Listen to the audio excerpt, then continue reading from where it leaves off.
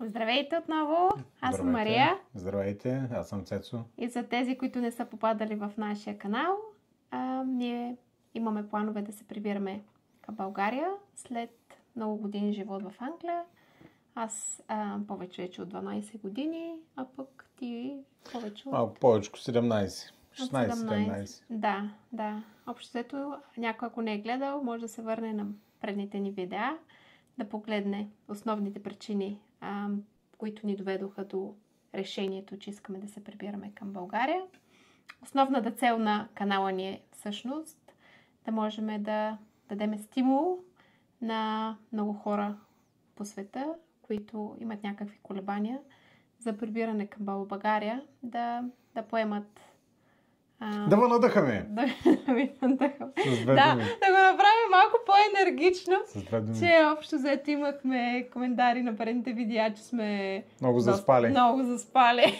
И затова с тази цел даже това видео сме го направили през деня, че имаме повече енергия. Аз предложих малко да започнем с ръченица, канадска борба с дигане на гири, но... Да, следващия път ще ги включим. Да, шегата на страна. Днешното видео сме решили да ви покажем реално какви разходи имаме в Англия, защото една от причините, която споменахме в предните видеа, беше цената на живота тук в Англия. Да, реално като се замислиш и като погледнеш, се печелят доста повече пари в сравнение с България. Но пък и разходите са много по-сериозни. Доста повече се харчат. Да, доста повече се харчат и доста така неусетно човек си позволява някакви неща, мислейки, че получава добро възнаграждение и накрая, като си дръпне месечната черта, всъщност нещата не изглеждат толкова положително, колкото е изглеждало в началото. И той Цецо сега, защото той е човека, той е мастера в къщи на финансовия ствол. Финансовия, общо ето аз съм по-наясно с цените на детските градини, колко плащаме за училище и така нататък. Пък той Цецо сега ще ви разясни. С други думи, ти плащаш детската градина, аз плащам останалите неща. Да. Да, като цяло написал съм и тук на пищовете. Горе-долу съм написал нещата, които са ни като месечен разход. Да, държа да отбележа, по-хубави пари се изкарват фрапиращо от България, но особено последните 3 години цената на живота рязко поскъпна. И да, също така е малко магиосен кръг. Човек почва да си позволява да си казва, нали, изкарваме читави пари, нека си вземем това, нека си... Макар, че ние двамата се страним от взимане на кредити, взимане неща на изплащане и прочее. Но общо съм нахвърлил нещата, без които не може. Нали? В нашия случай, понеже живеем на квартира, не успяхме да си вземем къща. После ще уточним нали, как стоят нещата и с закупуването на имоти, разходите по това перо. Но плащаме най 1500 паунда в квартала, в който живеем. Понеже имаме 2 деца и апартамента, който наемаме е с 2 спални. Смятам да твърдя, че в квартала, в който живеем, цената е доста приемлива в сравнение с останалите са по 1700-800 и нагоре вече тръгват. Да, реално, ако търсиме в момента да се преместиме от апартамента, в който ние живеем и търсиме друг със същите размери и същата локация, да, минимума, който върва в момента е 1700-800 паунда. След това, нали, това е най-голямото перо като нали, наема. След това се плаща общински данък, cancel tax, както му се казва тук. Всеки месец е 182 паунда. Или той идва сметката за година 2100 паунда и то всичко се закача за банковата сметка да се изтегля всеки месец, се тегля автоматично. Или трябва да ходиш до EasyPay или да ги плащаш. Като си го закачиш за банковата сметка на определено число, не пропускат. За съжаление, как един път не пропуснаха, се надявах да ме пропуснат, не ме пропуснах. Следващия разход е за газ и за ток. Значи, преди да започна там операциите, плащахме по 60-70 паунда на месец за газ и ток и цените бяха доста приемливи. В момента ми е 165 паунда закачен на картата всеки месец, като очаквам изравнителната да трябва и да доплатя нещо. Нали? Да, и да отбележа, че днес е 1 юни. Виждаме с какъв пуловер съм. Честито и парното деца работи. Да, наистина. Вчера излизахме 31 май, излизахме на разходка. Ами хората с зимните шапки по улиците. Да, той Цецо даже снима един човек. Го един той видя. Ами да, мога да ви покажа снимката, ама ще му пикселизирам лицето, защото нещо се роптаеше и май беше за времето. Беше доста, изглеждаше грохнал. Така да не се отплескам. Значи, казахме газ и ток. Вода. 45 паунда всеки месец вода. Лиценз за телевизия. Както в други страни, в България мисля, че го няма, но лиценз, имаш телевизор, нямаш, имаш компютър, нямаш, всяко домакинство трябва да плаща TV license, лиценз за телевизор е 14 и нещо, писал съм го 15 паунда, не съм сигурен точно, аз понеже от толкова години го плащам, даже не му и обръщам внимание, знам го като въздуха и водата. Общо взето закачено е там, всеки месец си се дърпа. Интернета ни е 50 паунда. Имаме българска телевизия. Тя е 11 паунда. Най-ефтиното нещо, което ми е закачено за акаунта. След това идва перото храна. Средно около 600 паунда не е на месец. Сега не сме го изчислили точно, но знам, че горе-долу всяка седмица около 150 на паунда е всяка седмица. Даже може и повече в интерес. Може и повече, да, защото ходим междинно покрай голямото зареждане, ходим да взимаме междинно някакви работи. Според мен 1150 паунда на седмица е минимума. Ами аз нещата, които съм ги писал, гледам да ги преувеличавам, гледам да са по-малко, отколкото всъщност, ама горе-долу около 600 паунда е реално на месец. Ти предимно ходиш за основното зареждане, но пък аз доста често... Да. След това имаме застраховки. Застраховка на колата и двамата имаме застраховка живот. 100 паунда на месец са тези двете застраховки. След това стигаме до занималнята на училище. Когато ходим да работим, тук училищата работят с много странно работно време и от 9 часа започват, а пък в 3:15 свършват. И буквално, за да работиш на пълен работен ден, един от родителите трябва да работи на половин работен ден или да ги записваме да ходят на занималния. Нали, това са двата варианта. Дай да обясня за занималния. Обясни. Те са, общо взето, можеш да го запишеш на закуска, което е от 7:30 до 8:30, 8:45 рано, докато започне училище. И другия вариант е, като свърша в 3:15, 3:30, те, защото и двамата имат малко по-различно време на започване и време на приключване на деня. И можеш да си доплатиш за занимания след часовете до 6 часа.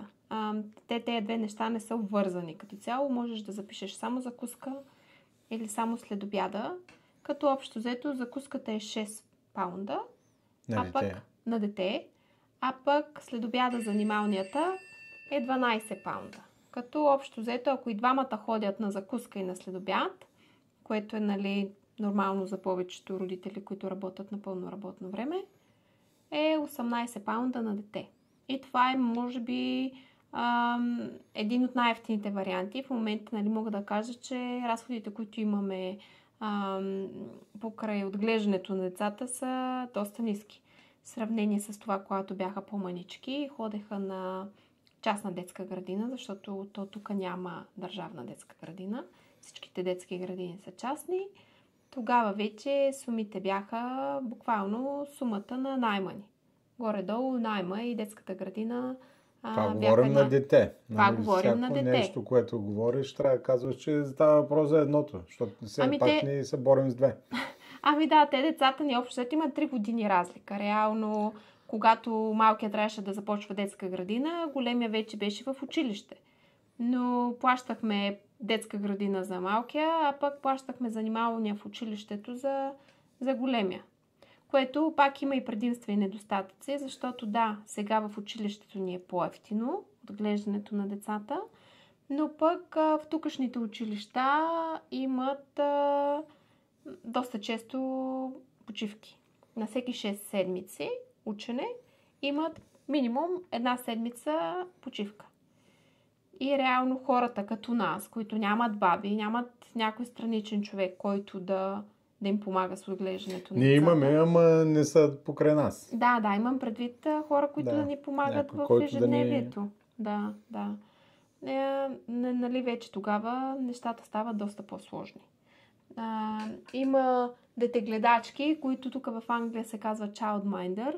Това е единия вариант, но пак при тях цените са горе-долу като в частните детски градини, но това е вариант, нали, в периода, в който децата не са на училище, да го пратиш на такава детегледачка. Реално те си правят като детски градини в техните къщи.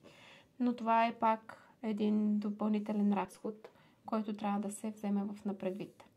Така че определено хора с малки деца, работещи на пълно работно време, е много трудно. Ако и двамата родители работят, както е в нашия случай, е много трудно. Може би до сега ни беше по-лесно, защото децата бяха по-манички и, както казах, детските градини работят, нали, през цялото време. Единствено, поне нашата детска градина, в която ходеха нашите деца, имаше една седмица почивка покрай коледните празници. Те работят през цялото време, ама пък същото време... Срещу съответната цена. И другото, което е, че знаете, всички родители знаят как е в детските градини.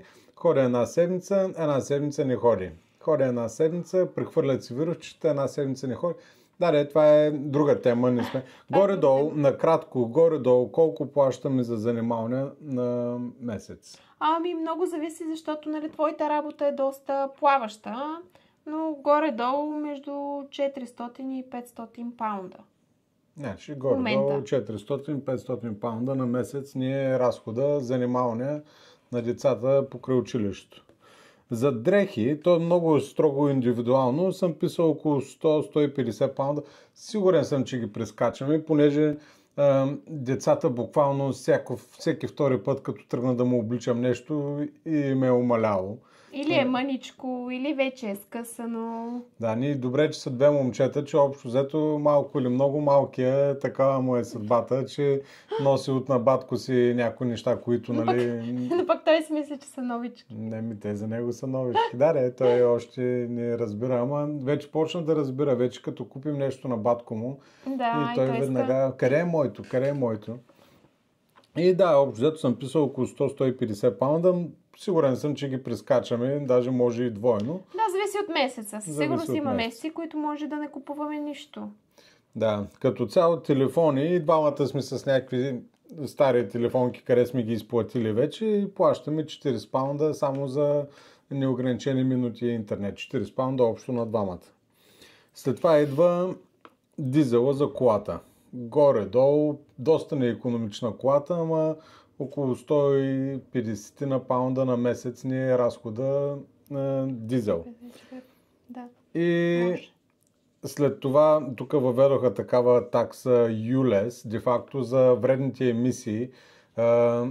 И където и да тръгнем да ходим с колата, трябва да плащаме по 12,50 на ден, ако искаме да я караме. Нали, сега това е тотална глупост. Друга тема, но гледаме минимално да влизаме в този ULEZ. Понеже живеем точно на ръба на него, хубаво е, че като ходи Мария на работа и не влиза в него, не плаща, ама горе-долу поне 5-6 пъти 7 в месеца се налага да влизаме и там е около 80 паунда. И съответно съм писал разни, което ще е като излезем навънка, децата, сладоледче, нещо, едно друго. Като цяло гледаме да си правим сметката, ама все пак един живот се живее. Като поиска нещо детето, няма как гледа другите деца как ядат сладолед. Те 2 сладоледа навънка от сладоледаджийския камион са 10 паунда вече. Нали, буквално съм ги писал около 200 паунда минимум на месец и като теглим чертата, цифрата излиза 3700 паунда са ни наложителните разходи всеки месец. Наложителните. Нали, без въобще, ама въобще да не сме включили дрехи за нас, обувки, не сме включили ваканции, самолетни билети, пътувания. И да не говорим, че буквално ние всеки месец сме канени поне на 3-4 рождени дни. Било то на едното дете от приятелската група, било то на другото дете от приятелската група. И реално единия като е поканен на рожден ден, другия не е. И обикновено рождените дни те се правят в разни детски центрове, ферми, където има такса, за да влезеш. И ние обикновено ходиме всичките и четиримата. Реално едното дете е поканено на рождения ден, то си е част от групата на рождения ден. А пък другия е с другото дете и съответно си плаща таксата, за да не се чувства по някакъв начин, че... Аз съм забелязал, че всяко едно излизане някъде е около 100 паунда. Около 100 паунда и времето като е лошо, съответно не можеш да отидеш до парка, защото вали и е студено, и духацки. Не можеш да хванеш гората, защото просто защото трябва да си с рибарските бутуши. Да, и трябва да влезеш някъде. Съответно влизаш някъде, те виждат нещо, да речеме детски център. В почти всеки един мол тук има детски център. Те решават, че искат да влязат в детския център. Съответно плащаш билети за детския център. Вътре вече се почват едни сокове, едни неща, едни кафета. И буквално, да, едно излизане... Стойката. Да, една събота и събота ни е по минимум 100 паунда, неделя по същия начин. Ако решиме да ходиме по центъра, пак. Това е в графа разни. Смисъл, това не го слагаме в графата на наложителни разходи, макар че ако не искаш да седиш затворен вкъщи, да кажем, че може да минем, това са типо в графата глизотии, може да минем и без тях, но всичките тези неща, които ги казахме до момента, без тях не можеш да минеш. Не можеш да не си платиш наема, не можеш да не си платиш сметките, не можеш да стоиш без вода. Без храна. И без храна. И нали, да сложиш нафта в колата, да можеш да отидеш където трябва да отидеш. В Англия здравеопазването е безплатно за децата специално. В смисъл, ако нещо се наложи. Нали, това е друга тема за разговора здравеопазването. Като цяло е безплатно. Ама и то си има своите недостатъци. Имах случаи, къде имах нужда от една манипулация. Ноката на пръста ми растеше навътре и буквално едва стъпвах. Като звъннах там на болницата да си запазя час, ми запазиха час след 7 месеца. И аз съответно отидох на частно, понеже няма как, аз не мога да вървя. Отидох, платих се 380 паунда, фиксираха проблема и тотално забравих за него. И ми звънят след 7 месеца, без един ден, деня преди запазения час и ми казват: здравейте, господин Божков, само да ви кажем, извиняваме се много, но трябва да ви променим часа за манипулацията. Аз тотално бях забравил за какво става въпрос. Ама друга тема на разговор е безплатно е здравеопазването, но да не ти се наложи да го ползваш. Аз имам доста истории, свързани с здравеопазването. Ама да, идеята на това видео, което правим, горе-долу гледаме да го държим пак в някакви граници, да не... Ама понеже с предишното видео тотално превъртяхме тубата и викаме, няма... Сме много вайрал. Много сме вайрал, да. И трябва просто да сме фокусирани в темата. Трябва да благодарим на всички хора, където на подкрепят. Абсолютно, имаше много хубави и позитивни коментари. Много сме благодарни. Много сме благодарни. Много се радваме, че има толкова слънчеви, добри и позитивно настроени хора. Да, които вибират на нашата чистота и мислят сходно на нас. Да, абсолютно. Защото хора, които са ориентирани чисто материално, определено нашия канал не е за тях. Ние не таргетираме такъв... Напуснете. Такъв тип хора определено няма да ви харесат нашите видеа. Определено. Нас не е пределно ясно, че както ще привлечем вниманието на позитивни и хубави хора, така и ще има и доста хейтери. Навсякъде ги има. Няма проблем. Заповядайте, всички сте добре дошли. Всички ще бъднете баннати. Да. Общо взето всеки, който хейтва, по този гадния начин, къде... Да, ние приемаме чужди мнения. Абсолютно. Всеки има виждане за ситуацията. На всеки човек ситуацията е различна. По никакъв начин не казваме, че нашето виждане за живота в Англия е правилния.